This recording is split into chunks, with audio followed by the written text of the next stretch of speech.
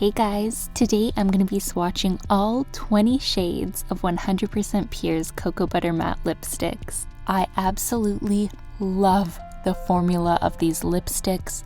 They have a huge shade range, a lot of beautiful bold colors, which you don't often see in natural lipstick. They're incredibly pigmented and long-lasting, and they have really clean ingredients. There's no synthetic dyes, and they're actually pigmented with fruit pigments like cherries and blueberries, and I think that's just incredible. I have to admit, I love watching lipstick swatch videos, so I'm really excited to be making my own right now. These lipsticks are a matte formula, so if your lips are dry or chapped, the lipstick can enhance the dead skin. So for best wear and application, I always prep my lips and just make sure they're exfoliated and moisturized. You can exfoliate with a warm, damp washcloth, and then just apply your favorite natural lip balm, and let that lip balm soak in for a couple minutes, and then wipe away the excess, and you're ready to go. I personally really love wearing lip liners, so I'm going to be using the matching shades of the 100% Pure lip liners so I can really kind of enhance the shape of my lips and apply the lipstick more precisely. So I'm going to get swatching, and you can just keep on watching. The first shade is Agave, and this is described as a warm chocolatey nude brown. And I find this to be the lightest one of the nudes, so you could definitely play up your eyes if you're using this color. Next up, there's Sandstone, and Sandstone is described as a camel nude, and I see a bit more of an orange tone to this one. Next, we have Cassia, and this is described as a neutral, deep antique pink. It's a nice kind of nude pinky color. Then we have Mojave, which is described as a warm clay brown. I wouldn't reach for this one often, but if you have the right skin tone for it, I think it'll be perfect. And then we have Cacti, and Cacti is described as a cool toned sepia brown. It has a very 90s feel to it, a bit darker than the other nudes. I see a bit of purple in it. It's a perfect brown for the fall. And then we have Mirage, which is described as a cool, deep, dusty pink. And I usually don't gravitate towards pink on my lips, but this is really gorgeous. It's a very wearable color. And then we have Pink Canyon, which is also described as a dusty pink. This is sort of similar to Mirage for me. I know this is a very popular shade, so if you like that kind of neutral pink look, this would be perfect for you. And then we have Sahara, which is described as a neutral deep nude. And I can see a little bit of purple in this shade, which I really love for myself. This is actually one of my favorite shades. I think it's just a very flattering shade and great for everyday wear. And up next we have Prickly Pear, which is described as a vibrant coral pink. And when I see this on other people, I'm just absolutely in love. I don't think I could pull it off that good because it is quite a vibrant coral pink. And then we have Currant, and Currant is described as a berry red. And I don't really see the red, but it's definitely berry. I think it would be flattering on almost all skin tones. It's just really, really beautiful.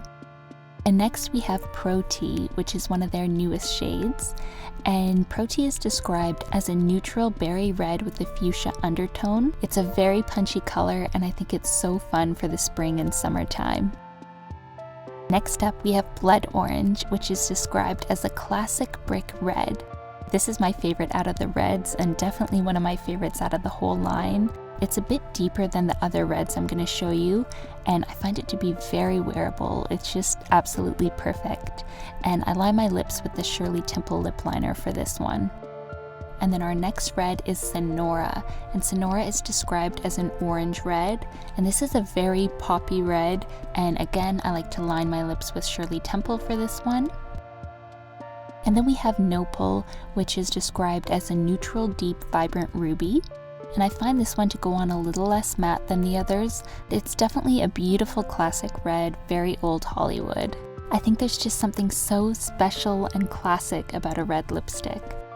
And then we have Cactus Bloom, which is described as a vibrant red-orange. And this is definitely a bold color. I think it's really fun for the summertime, so if you love orange, this is your shade. And moving on, we have Wine Cup, which is described as a cool toned antique berry. And this is probably my favorite out of the range. It's my most worn. It kind of reminds me a bit like Sahara, but darker. And it's just perfect in every way. It's a color that people will notice, yet it's very wearable. And then we have Marrakesh, and this is described as a vibrant fuchsia, and this is a very bold, punchy color. I don't think I can pull this one off myself, but I think someone with a deeper skin tone would look amazing in this color. And next up we have Tempest, which is described as a neon lilac. This shade is something special. Although I would never wear this out myself just because it's not my style, I think if you can pull it off, it would look so awesome. And I think it would look amazing with green eyes. And then another beautiful purple is Hyacinthus, and this is described as a deep berry purple. I think this would look great on someone with an edgier style, and I just think it's amazing that they can get this lip color from fruit pigments.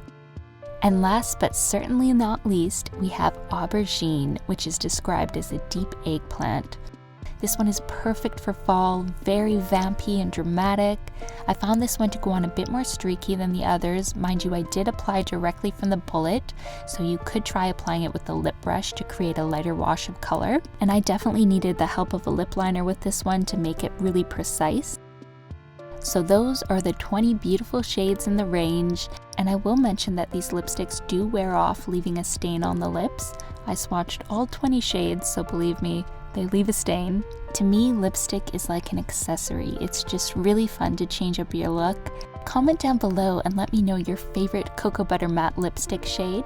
Feel free to follow me on Instagram. I'll put all my links in the description below. And yeah, I love you guys, and I will see you in my next video. Bye!